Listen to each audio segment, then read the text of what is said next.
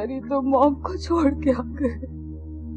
Mom कैसे रहेंगी हमारे बगैर शरी? सब्र से खाओ। वो पता है ना, उन्हें हमारे बगैर रहने की आदत नहीं है।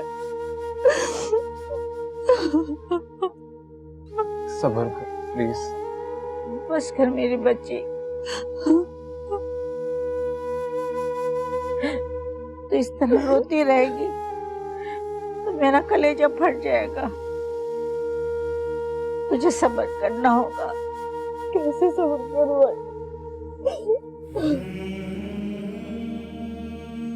शहरयार,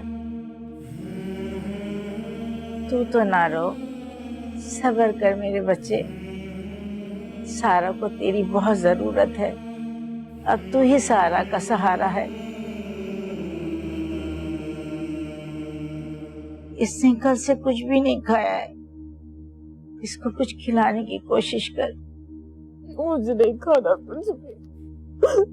तेरी मॉम ने भी खाना नहीं खाया होगा ना। मेरी बच्ची, कोई भी वालिदैन साथ नहीं रहते सदा। एक ना एक दिन सबको जाना ही पड़ता है। जो आया है वो जरूर जाएगा। तुमने अब सब्र से काम लेना है, अपने आप को मजबूत बनाना है।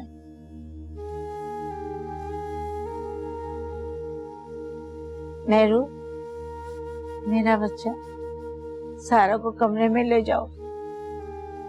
बहुत थक गई है, इसको आराम की जरूरत है।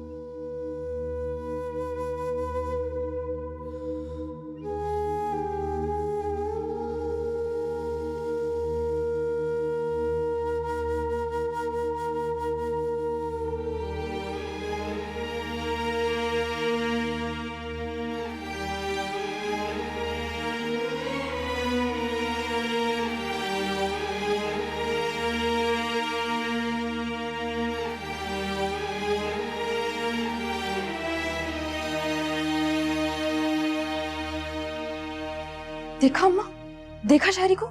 मेरी तरफ देखा भी नहीं, अपनी बहन को लेकर चला गया।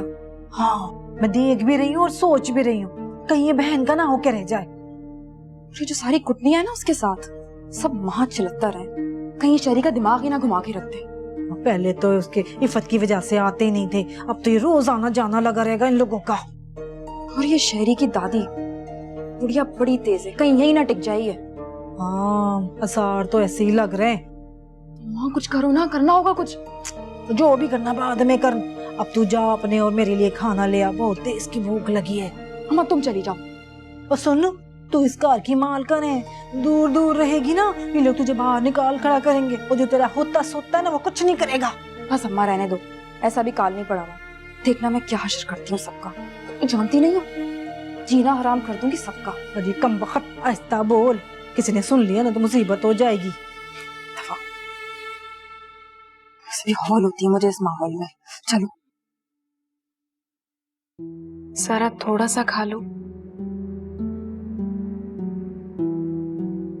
सारा प्लीज कुछ खा लो। पता नहीं मॉम ने खाना खाया होगा या नहीं। मॉम तो मेरे बगैर खाना भी नहीं खाती। तो जल्दी क्यों चली गई वो? सारा, बच्चों जैसी बातें मत करो। मौत उम्र और वक्त दोनों ही नहीं देखती है, और जो छोटे बच्चे होते हैं वो पैदा होते ही अपनी माँ को खो देते हैं। तो क्या तुम्हें उन बच्चों से ज्यादा माँ की जरूरत है?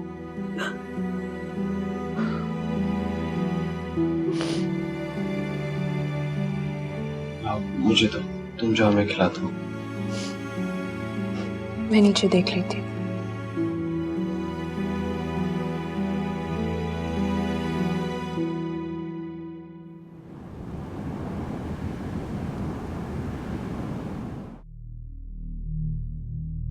शरियार बेटा, सब्र करो, खुदा की यही मर्जी थी बेटा। और वैसे भी तुम अकेले थोड़ी हो, देखो तुम्हारी दादो हैं, चाचा हैं, हम हैं ना तुम्हारे साथ। जानता हूँ, और आप सब लोगों की वजह से मुझे हौसला है। अच्छा अम्मा, हम लोग चलते हैं। नसीमा, तुम यहीं रह जाओ। मैं तो चाह रही थी यहीं रुकना, लेकिन राहिल के अब्बा कह रहे हैं कि घर अकेला है, चलो। दादू आप कहीं नहीं जाएंगे? नहीं नहीं मेरे बच्चे, मैं तुम्हारे पास ही हूँ। ठीक है, तुम लोग जाओ। हानिया भी जा रही है ना?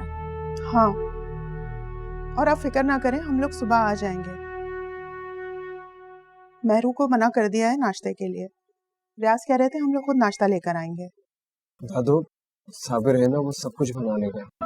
नहीं बेटा, रियाज मत ले आएंगे। और बेटा ये रस्म और रिवाज है, इसको कायम रखना पड़ता है। जाओ तुम जाओ, अब थोड़ा सा तुम भी आराम करना, तुम्हें आराम की सख्त जरूरत है। हाँ हाँ दादो, शरियार सना तुम जाओ, शरियार को कमरे में लेके जाओ। बच्चा कितना हल्कान हो गया है। हाँ शरी, चलो कमरे में चलो। जाओ पुत्र।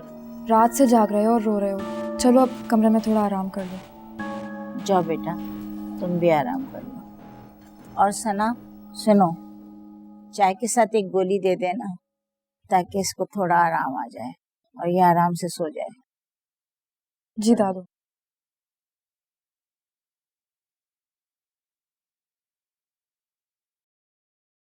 अरे खाला, आपने सना के साथ शहरयार को चलता कर दिया। वो मेहरू के कमरे में भी तो आराम कर सकता था। ताहिरा, मसलियत का तकाजा यही है। मैं अगर मना करती ना तो बहुत बड़ा फसाद खड़ा हो जाता, और फिर सना भी तो उसकी बीवी है, कैसे मना करती। वो आप कहती वो आपके कमरे में चला जाता। ऐ ताहिरा, कैसे बच्चों जैसी बातें कर रही हो। मैं कैसे मना करती, ये मौका नहीं था। और फिर सना भी तो उसकी बीवी है। हाँ भाई, आप लोगों के दिल बहुत बड़े, ये तो मानना पड़ेगा। आपने देखा नहीं, मेहरू ने खुद ट्रे सजाकर इन माँ बेटी को खाना दिया। कई औरतों ने तो मुंह में उंगलियां दाब ली। अरे ये मौका ही ऐसा है, चुप रहना चाहिए। अरे बेटा बात सुन, जरा मेहरू से कहना एक कप चाय तो बनवा के दे दे, मेरे सर में बहुत दर्द हो रहा है।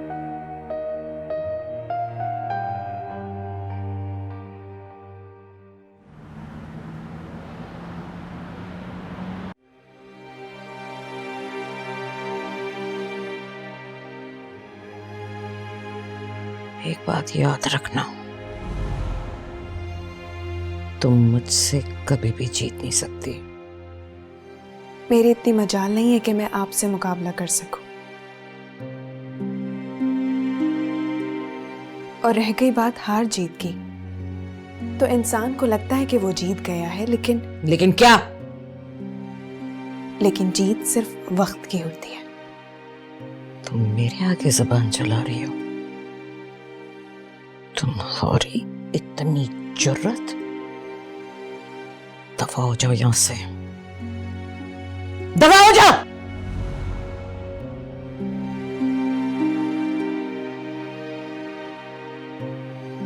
क्या बात है, आज बड़ी खुश नजर आ रही हो?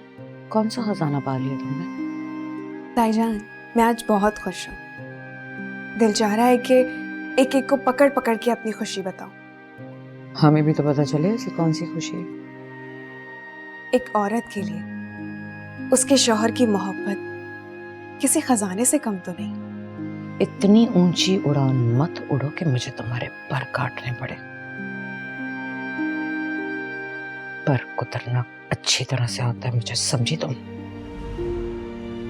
तुम घर जा रही हो तो फिर एक काम करो, तुम मेहरू को यहाँ से ले जाओ हमेशा के लिए।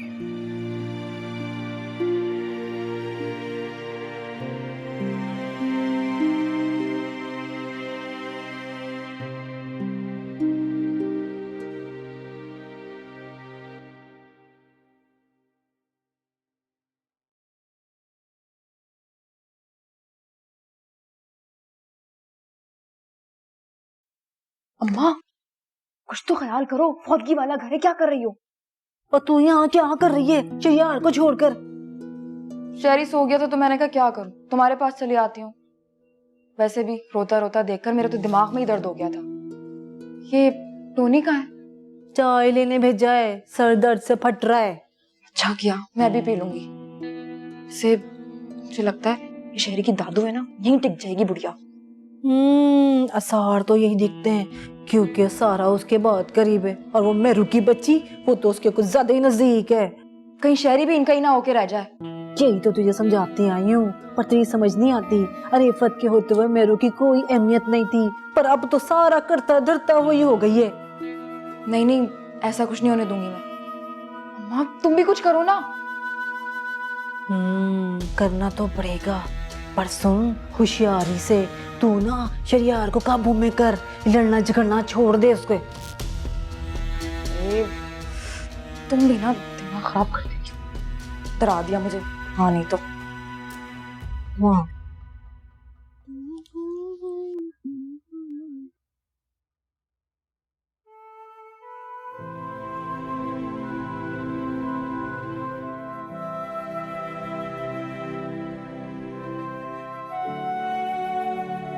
सारा बेटा तुम कब आओगी? मैं तुम्हारे बगैर बहुत उदास हूँ। मॉम बस चंद हफ्तों की बात है, जैसे ही मैं अपने सेमेस्टर का लास्ट पेपर दूंगी आपके पास होंगी। Hi mom. Oh my God सारा, तुम कैसी हो? मैं ठीक हूँ, आप बताएं आप कैसी हैं? मैं ठीक हूँ, मुझे बताया भी नहीं। कैसा लगा surprise? What a pleasant surprise. मैंने शहरी को बताया था और सख्ती से मना किया था कि आपको ना बताएं। एग्जाम्स हो गए? जी, और अब मैं ग्रेजुएशन कंप्लीट कर लूंगी। ओह माय गॉड, अल्लाह का शुक्र है। सारा सारा मेरा बच्चा। तुम कब आई भाई? मुझे किसी ने बताया ही नहीं। मुझे भी नहीं बताया इसने।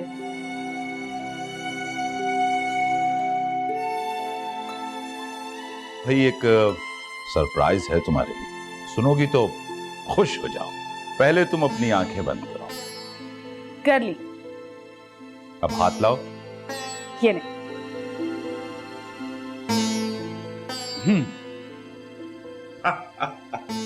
बाबा, आप दुनिया के सबसे अच्छे बाबा हैं।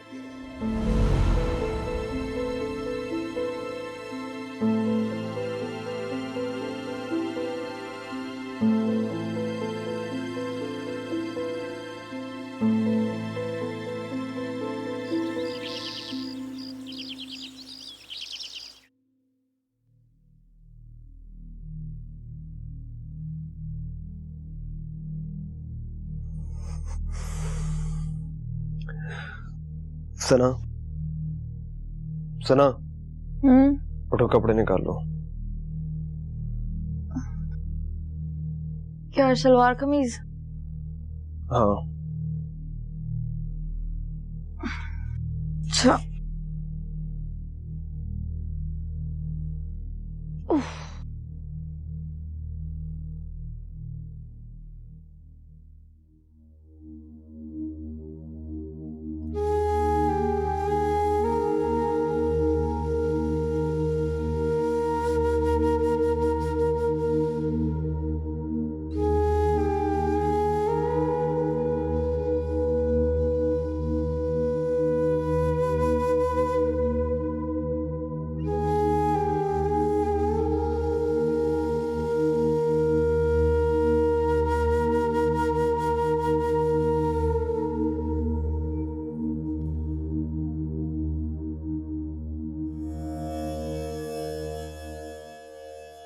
अम्मा, जफर खालू का फोन आया था, खाला बहुत बीमार है, जाकर पूछा।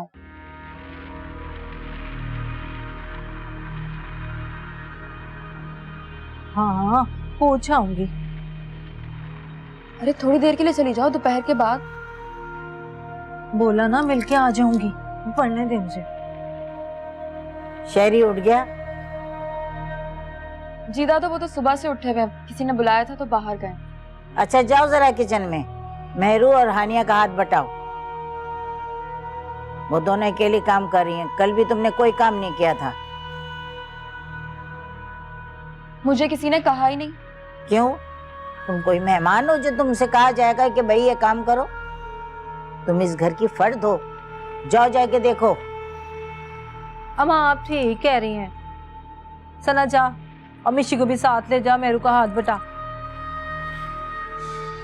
चलो।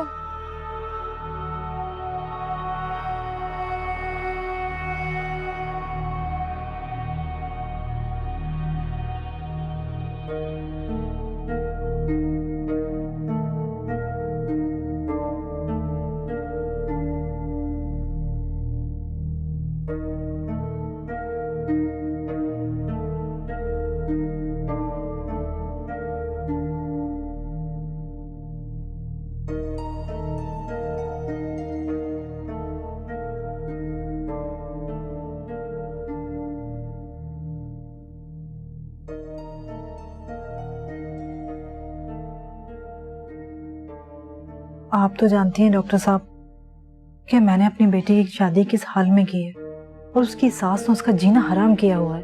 की शादी को तो अभी 6 महीने भी नहीं हुए हैं। यही तो, अभी इसकी शादी को 6 महीने भी नहीं हुए और उसकी सास कहती है इसको छोड़ दे और दूसरी शादी कर ले। बताओ ये हो सकता है कोई? बस ये अजीब बात करी है। अभी सिर्फ 5 माह ही हुए हैं शादी को। लोगों के 10-10 साल तक बच्चे नहीं होते, वो तब भी दूसरी शादी नहीं करते हैं। डॉक्टर साहब इस वक्त ना मेरी मदद करें, आपका बहुत एहसान होगा मुझ पर। आप बताइए तो। वो ना मैं चाहती हूँ कि आप ऐसी रिपोर्ट बना दें कि सना प्रेग्नेंट है, बस। हाँ जी, बड़ी मेहरबानी होगी आपकी। जी जी, हाँ जी, चलें ठीक है, खुदा हाफिज।